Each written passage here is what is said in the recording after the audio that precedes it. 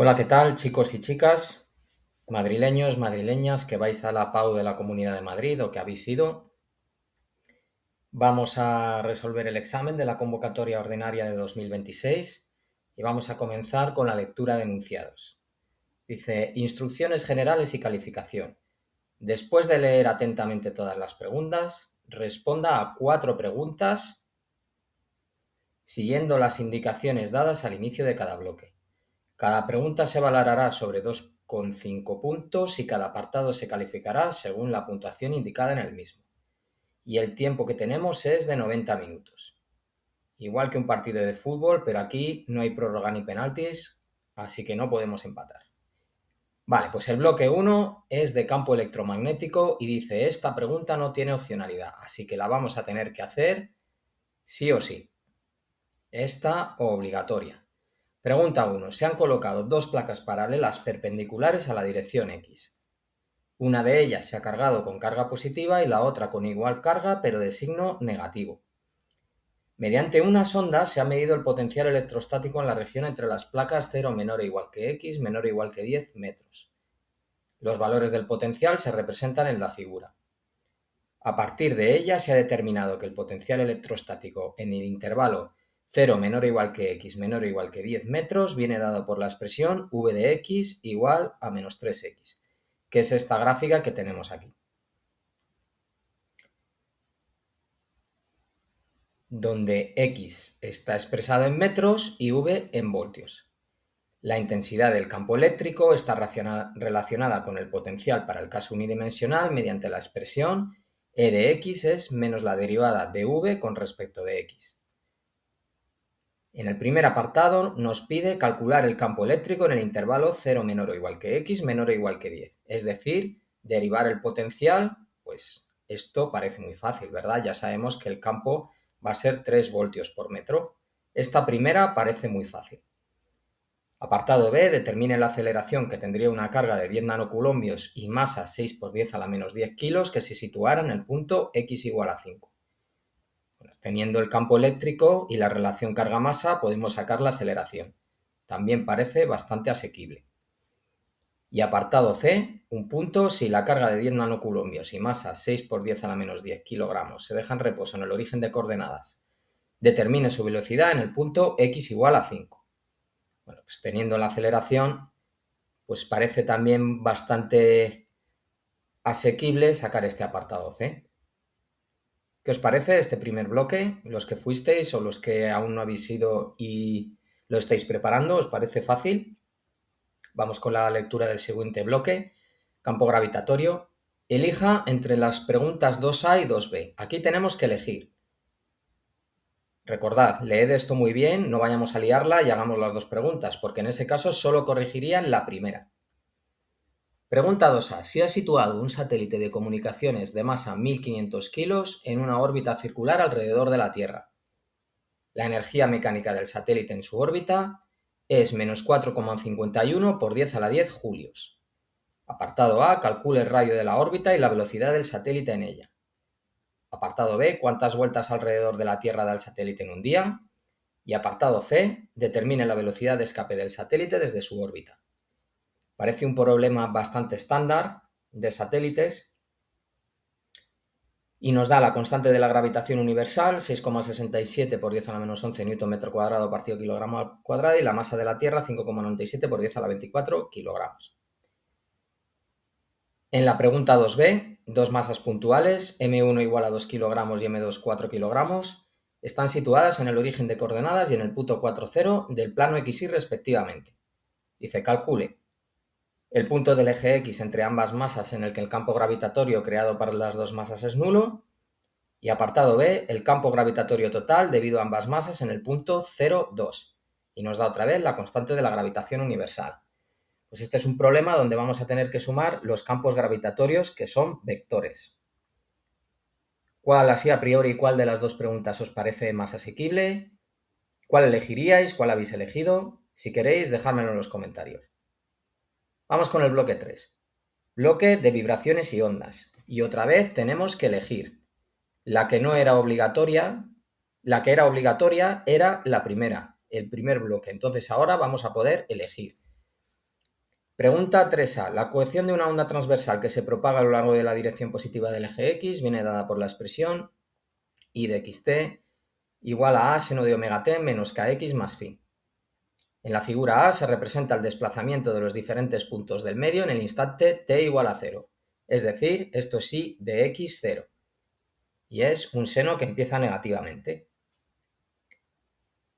En la figura B se representa la velocidad de oscilación del punto x igual a 0 del medio en función del tiempo, es decir, la derivada de i con respecto de t y se evalúa en x igual a 0. Y tenemos esto de aquí, que es un coseno, es una relación cosenoidal. Determine A, la amplitud de la onda A y el número de ondas K, lo que parece que vamos a poder sacarlo de la gráfica, ¿verdad? Apartado B, la fase de la onda phi y el valor máximo de la velocidad de la oscilación. Y C, la velocidad de propagación de la onda. Bueno, así a simple vista parece que hay parámetros que podemos sacar directamente de las gráficas, como la amplitud y la velocidad máxima de oscilación. ¿Qué os parece este problema? Vamos a leer la pregunta 3b. Un rayo de luz incide desde el aire sobre una lámina de espesor E 3 centímetros con un ángulo de incidencia de 48 grados. Este es el ángulo de 48 grados. Ahí. Esto apesta a ley de Snell, ¿verdad? El índice de refracción de la lámina es 1,7. Aquí tenemos la lámina. El rayo, tras sufrir una refracción en la cara superior, se refleja en la cara inferior de la lámina y vuelve a salir al aire, tal y como se muestra en la figura. Determine el ángulo de refracción en la cara superior, nos está pidiendo este ángulo, el tiempo que tarda el rayo refractado en llegar a la cara inferior de la lámina, tenemos la velocidad del rayo. Como tenemos el índice de refracción, podemos calcular la velocidad del rayo dentro de la lámina y como tenemos el espesor y este ángulo, por trigonometría vamos a poder calcular esta distancia. Y entonces, con esa distancia y la velocidad, podremos calcular el tiempo que tarda en llegar a la cara inferior. Hace una reflexión y otra vez la misma refracción, luego saldrá paralelo a este rayo. Y por trigonometría vamos a poder sacar esta distancia x, separación entre los rayos, que es lo que pide en el apartado C. ¿Cuál de estos dos de este bloque, cuál de estas dos preguntas os parece más fácil, más difícil? Bueno, pues vamos con el bloque 4, bloque de física relativista, cuántica, nuclear y de partículas. Otra vez tenemos que elegir una. Pregunta 4a. Cuando una lámina de plata se ilumina con luz de 150 nanómetros, se necesita un potencial de 3,55 voltios para frenar los electrones emitidos. Sin embargo, si se usa una luz de 200 nanómetros, el potencial para frenar los electrones es de 1,48 voltios. A partir de estos datos, determine el valor de la constante de Planck y el trabajo de extracción de los electrones de la lámina de plata en electronvoltio. Bueno, nos dan dos frecuencias, dos longitudes de onda, por tanto dos frecuencias, C partido por lambda, y dos potenciales de frenado, es decir, nos da dos pares de datos y vamos a tener que imponer la ecuación del efecto fotoeléctrico y de ahí vamos a tener un sistema de dos ecuaciones y vamos a poder sacar la constante de Planck y el trabajo de extracción. Es un problema, parece bastante estándar, ¿verdad?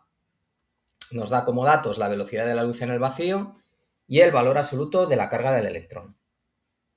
En la pregunta 4b, en el primer paso del proceso de desintegración, cada núcleo del isótopo 228 radio se transmuta en un núcleo del isótopo 228 actinio y se emite una partícula beta menos.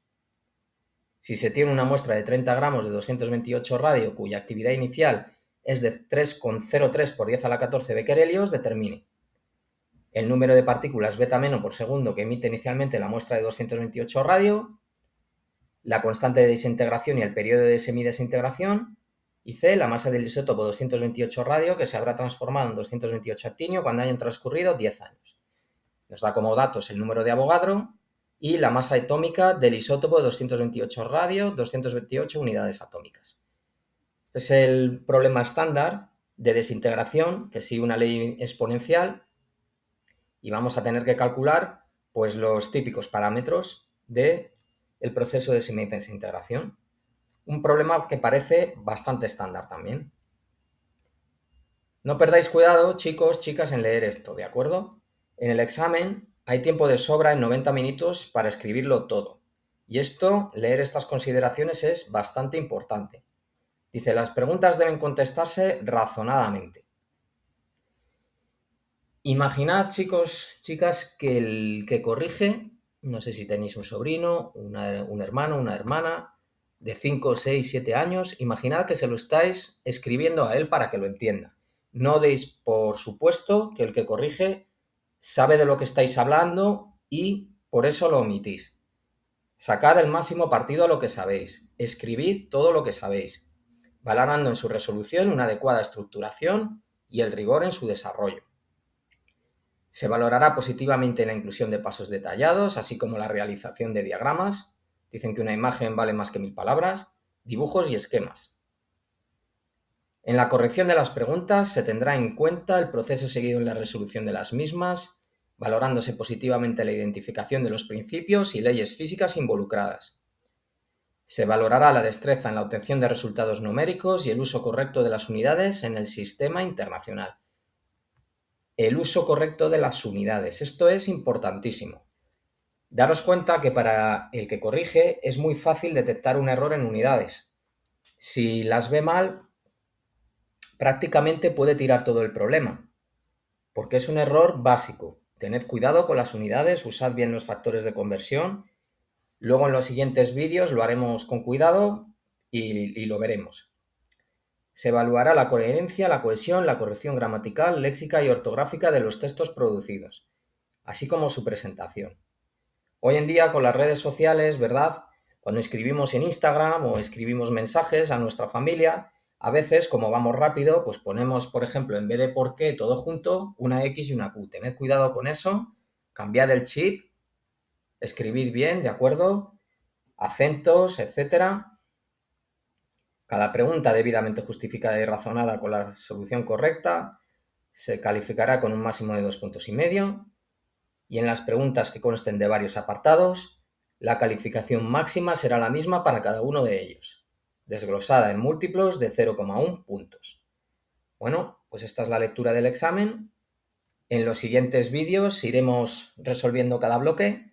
Así a priori, ¿qué os parece? Los que fuisteis, ¿os pareció difícil, fácil? Y los que no, ¿qué preguntas elegiríais? Pues nada, nos vemos en el siguiente vídeo. Hasta pronto.